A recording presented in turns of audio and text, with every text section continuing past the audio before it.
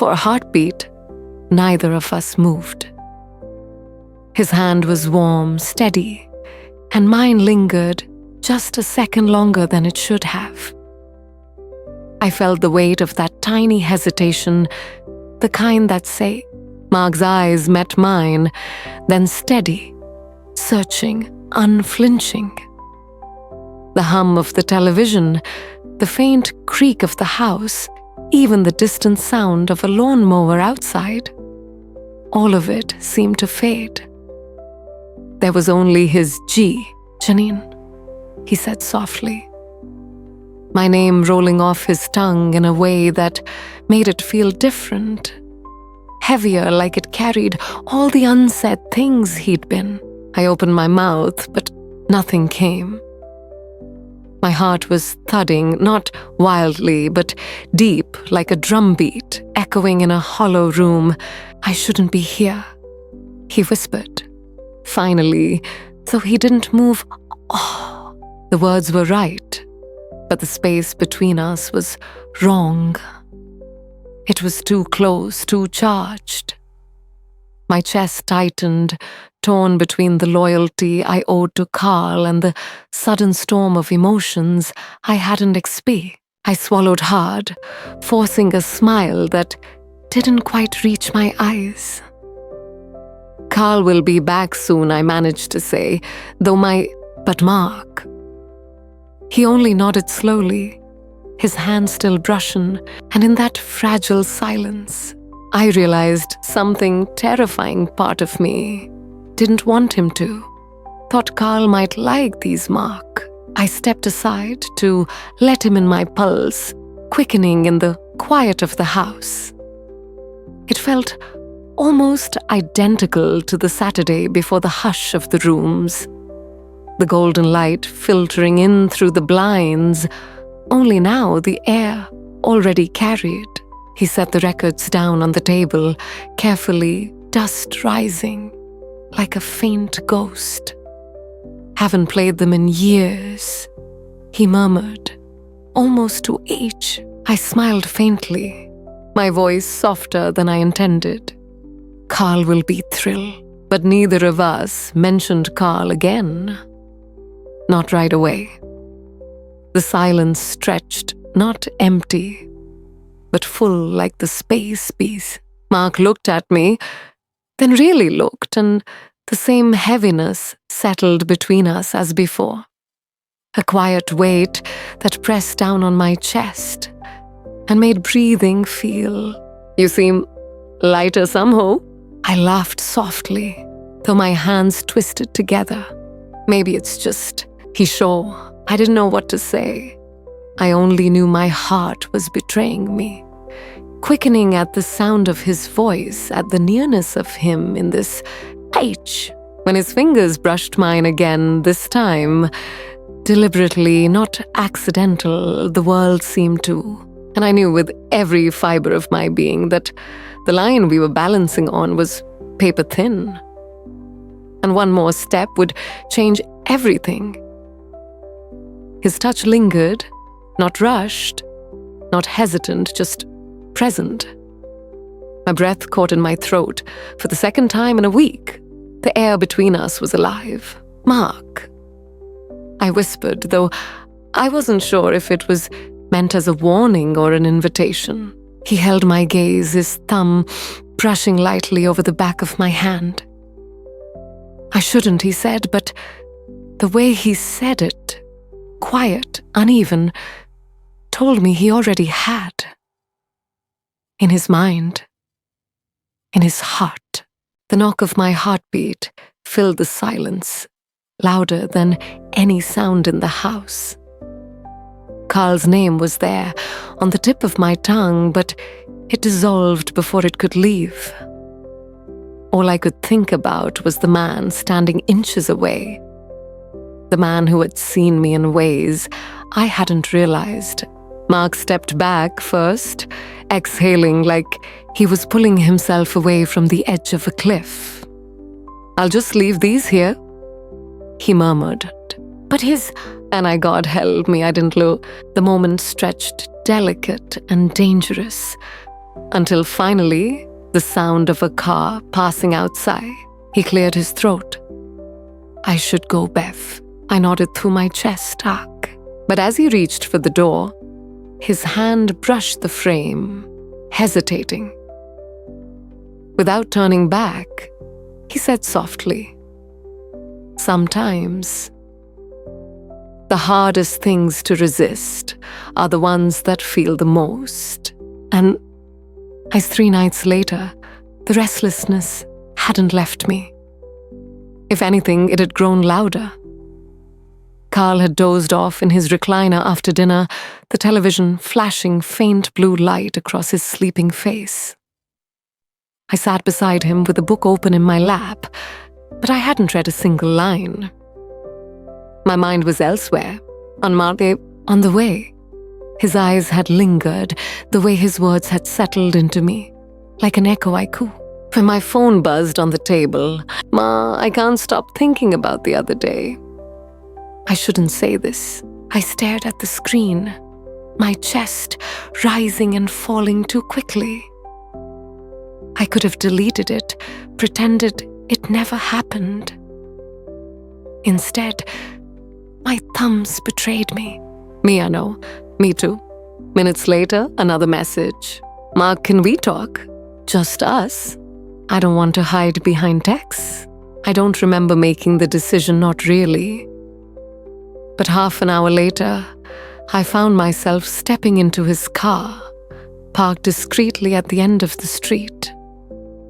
The night was cool, the air sharp with spring blossoms. Inside the car, the silence was immediate heavy. He didn't reach for me right away. He just looked at me as though he was searching for permission in my eyes, and I gave it, not in words. In the way, I didn't look away this time. His hand found mine first. Warm, certain. Then his other hand lifted to my face, brushing against my cheek, like he'd been waiting years for the chance. "Janine," he breathed my name, cracking at the edges, and then he kissed me. It wasn't tentative. It wasn't polite. It was years of restraint breaking in an instant, the kind of kiss that steals breath and bends time. For the first time in so long, I felt alive. The kiss deepened, and in that suspended moment, the world outside ceased to exist. There was no Carl, no home, no years of quiet routine pressing down on me. There was only the warmth of Mark's mouth against mine, the trembling of my own hands as they clutched his shirt, the way his breath tangled with mine. When he pulled back just slightly, his forehead rested against mine. His eyes searched me, half fearful, half desperate. "Tell me to stop," he whispered, though his thumb was still stroking my cheek. But I couldn't. My silence was the loudest answer I had ever given. He kissed me again, slower this time, as if memorizing every detail. The scratch of his beard against my skin, the taste of mint lingering on his lips, the sound of my own pulse thundering in my ears. My whole body felt awake, alive, as though I had been sleepwalking for years, and only now remembered how it felt to breathe fire into my lungs. "Janine," he murmured, his voice breaking. "You don't know how long I cut him off softly, surprising myself with the steadiness of my voice. Because I did know. I had felt it in the pauses of our conversations, in the way his gaze lingered, in the unspoken ache that neither of us dared name until now. The car was small, too small for the gravity between us. Every brush of his hand across my arm, every breath shared in the dark, was electric. And yet, it wasn't reckless. It wasn't wild. It was slow, deliberate, Two people starved for years, finally allowing themselves a taste. When his lips trailed to my jaw, my body shivered, not from fear, but from recognition. This wasn't new. It was inevitable, and in that fragile, stolen night, I forgot everything except this one truth. I was no longer the same woman Carl had left behind in our quiet home. When I finally slipped out of Mark's car, the night air hit me like a wave of cold water. My lips still burned from his kiss. My hands trembled as I tucked a loose strand of hair behind my ear. The quiet suburban street looked the same as always. Lampposts casting pools of yellow light, the faint sound of a dog barking in the distance. But nothing inside me felt the same. I walked back to the house slowly, my heart pounding with every step. Carl's car was already in the driveway. The sight of it made my stomach twist.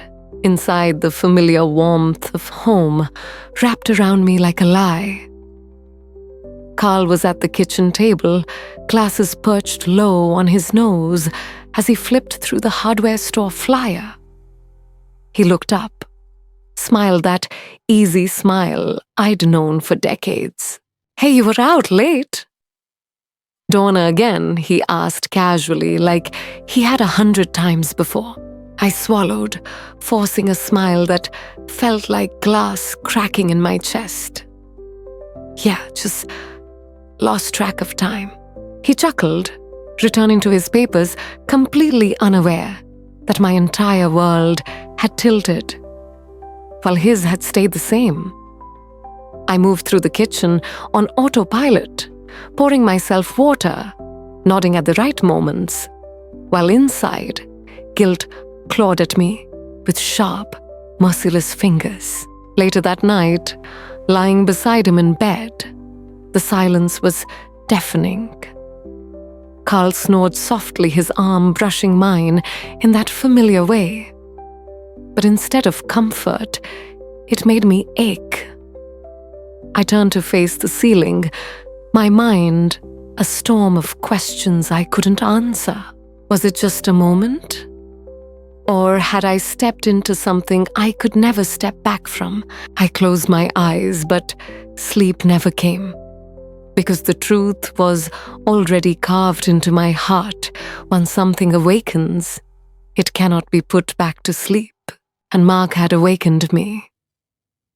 The days that followed felt strangely heavier.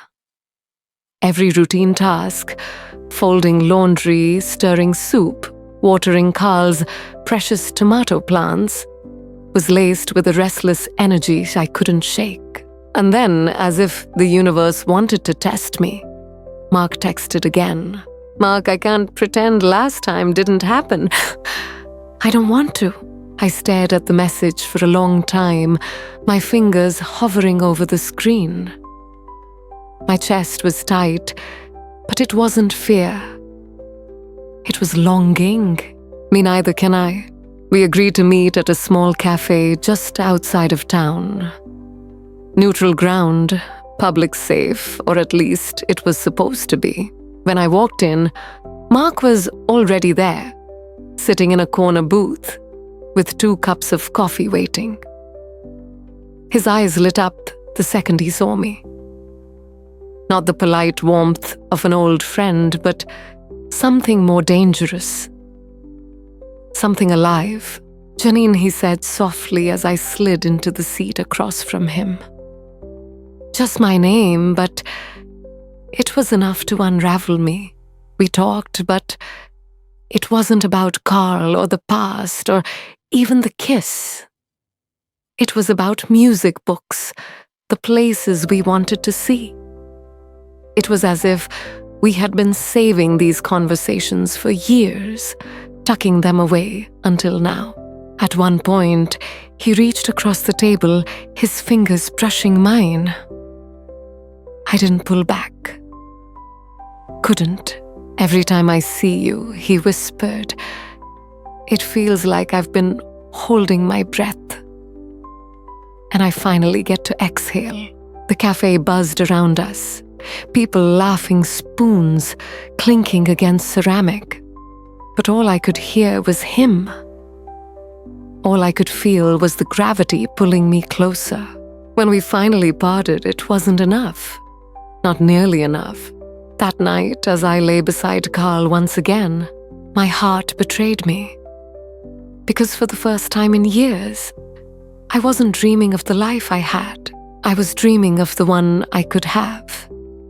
If only I dared. It started with another text. Just 4 words this time. "Mark, I need to see you." I didn't ask where. I didn't ask why. My heart already knew the answer. We met at a small inn on the outskirts of town, the kind of place where no one asked questions. My hands trembled as I pushed open the door to the room.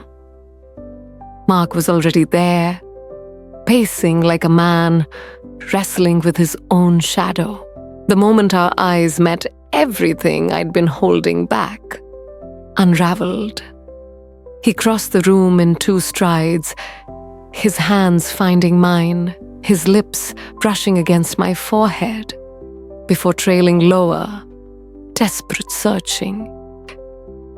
"This is wrong," I whispered, though my arms were already wrapping around him, pulling him closer. I know he murmured against my skin, his voice breaking, but it feels more right than anything ever has. The weight of years of quiet routines, unspoken longings, unacknowledged emptiness crashed between us. Every kiss, every touch carried the ache of what we had denied for too long. Time dissolved. The walls of that little room held our secret, our storm. For the first time in so long, I felt completely seen, completely alive. When it was over, we lay in silence, his arm draped over me, my head resting against his chest. The steady rhythm of his heartbeat filled my ears, grounding me in a reality I knew couldn't last. "I don't want this to end," he said softly, almost like a confession. My throat tightened. I didn't either. But outside that door, another life waited. A life I had promised, a life built on trust. And yet, as his fingers traced slow circles on my arm, I knew I had already crossed a line I could never uncross. The weeks that followed blurred into a dangerous rhythm. Mark and I became experts at stolen moments, the quick coffee before Carl got home, the late-night calls when I claimed I couldn't sleep, the excuses that slid too easily off my tongue. Every time we met, it was like fire meeting oxygen, burning brighter, hotter, consuming the air between us. And yet the guilt never left me. It lingered like smoke after the flame. One evening, after Carl had returned from the garden, he studied me in a way that made my stomach twist. He set down his gloves, wiped his hands, and asked casually, "You've been smiling a lot lately. What's gotten into you?" I froze, my heart skipping. "Just spring, I guess. The weather," he chuckled, but his eyes lingered on me a little longer than usual, as if he were turning over a thought he didn't want to voice. Later that night, while he showered, I sat on the edge of the bed, staring at my phone. A message from Mark lit up the screen. "Mark, tomorrow, same place." My fingers trembled as I typed back, "Yes." When Carl emerged, towel draped over his shoulders, he caught me quickly locking my phone. His brow furrowed just slightly. "You okay?" he asked. I forced a smile, my throat tight. "Of course. Just tired." He nodded, but the flicker of suspicion in his eyes stayed with me long after the lights went out.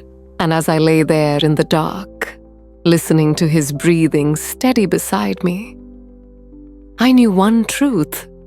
With painful clarity, secrets can live in silence, but only for so long. The affair couldn't stay hidden forever. On late afternoon, Carl came home earlier than usual. I was in the kitchen, humming faintly as I stirred a pot of soup, when I heard his voice, low-strained from the doorway. Mark's truck was outside the inn today. My hand froze on the wooden spoon. Slowly, I turned my heart, pounding so loud I thought it might echo in the room. Carl's face was pale, his jaw tight. I told myself it was nothing. He continued, his eyes fixed on mine. But I'm not a fool, Janine. I know. Silence stretched sharp and suffocating. My throat tightened, words caught somewhere between confession and denial. But in the end, I couldn't lie anymore. "I'm sorry," I whispered, my voice breaking. Carl didn't shout. He didn't curse. He just looked at me with a grief so raw it hollowed me out. After a long pause, he simply said, "I thought we were enough." Then he walked upstairs, leaving me standing in the kitchen, the soup burning on the stove, my world crumbling around me. That night, I couldn't sleep. I sat by the window watching the moonlight fall across the quiet street, feeling the weight of what I'd done pressing on my chest. The next day, I met Mark one last time. He reached for me instantly, his eyes pleading, "We'll get through this. We can figure it out." But I shook my head, tears slipping down my cheeks. "No, Mark, we can't. Carl doesn't deserve this, and neither do we. What we had, it can't survive outside the shadows." He tried to protest, but my hand on his cheek silenced him. I kissed him once, slow, aching final. The kind of kiss that said goodbye without words. And then I walked away. Back home, Carl was in the garden, silent, his hands buried in the soil, as if trying to ground himself against the storm I had brought. I stood at the back door, watching him, knowing our life would never return to what it was. Love had found me in the quietest of moments, had awakened a part of me I thought was gone. But it had also cost me everything. Sometimes the deepest marks aren't left by grand betrayals, but by the quiet choices that change us forever. And mine had already been made. Sometimes love comes not to stay, but only to awaken a part of the heart that has fallen asleep. But the price of that awakening is a scar that never heals. Do you think Janine was wrong from the very first moment, or was it wrong to let her heart yearn for more than what her quiet marriage brought? If it were you standing between the safety of a warm home and the fire of an illicit love, what would you choose? Share your feelings below. And don't forget to subscribe to the Love and Tears channel so you don't miss out on tearful and emotional love stories like this.